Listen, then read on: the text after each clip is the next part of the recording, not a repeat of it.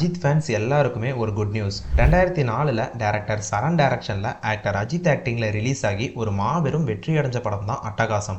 இப்போ அந்த படத்தை நெக்ஸ்ட் மந்த், அதாவது அக்டோபர் 31 தியேட்டர்ஸ்ல ரீ-ரிலீஸ் பண்ண போறதா அபிஷியலா அனௌன்ஸ் பண்ணிருக்காங்க. இதனால ஃபேன்ஸ் எல்லாருமே இந்த படத்தை தியேட்டர்ல பார்த்து செலிப்ரேட் பண்றதுக்காக ரொம்பவே ஈகரா வெயிட் பண்ணிட்டு இருக்காங்கன்னு தான் சொல்லணும். அண்ட் அஜித்தோட AK-64 படத்தை பத்தின அப்டேட்ஸ் எதுவும் பெருசா வரல. இப்போதைக்கு ஆதிக் ரவிச்சந்திரன் அந்த படத்தை டைரக்ட் பண்ண போறாரு.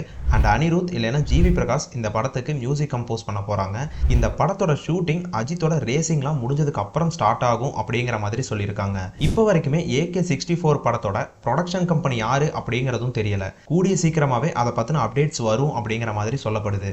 அண்ட் இன்னொரு ரூமர்ஸும் போயிட்டு இருக்கு. AK-64 படம் ஹார்பர் சைட்ல வச்சு எடுக்கிற ஒரு ஸ்டோரியா இருக்க போகுது அப்படிங்கிற மாதிரி சொல்லிட்டு இருக்காங்க. ஒருவேளை அதனாலதான் அட்டகாசம் படம் ரீ-ரிலீஸ் ஆகுதோ?